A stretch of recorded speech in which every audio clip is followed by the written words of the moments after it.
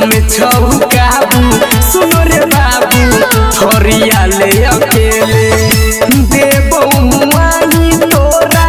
Guarantee लिख के ले देह में छौकाबू सुनो रे बाबू थोरिया ले अकेले हाय हाय देह में छौकाबू सुनो रे बाबू थोरिया ले अकेले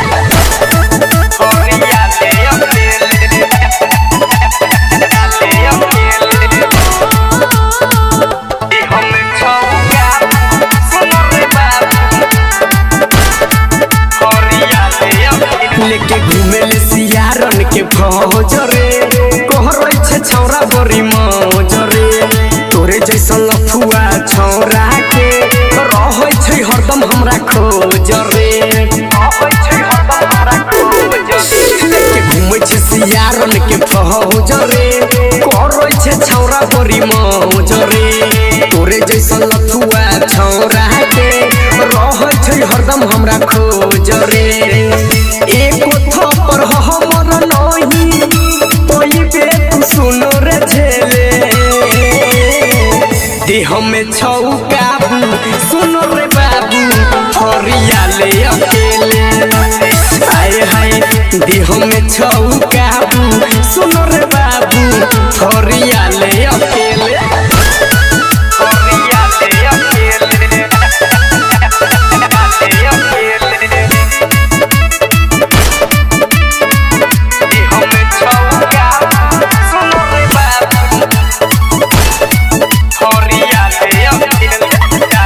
बुझे न खुद के रंग दहार रे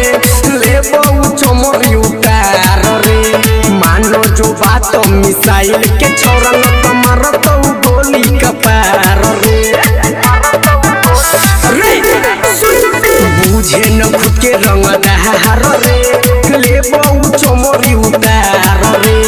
मानो जो बात मिसाइल के छोरन कमर तो गोली कपार आई न बचावे केहू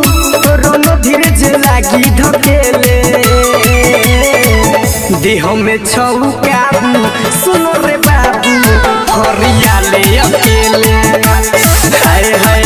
देह में छौकाबू सुनो रे बाबू थोरिया ले अकेले। Mahakal recording studio Ludhiana.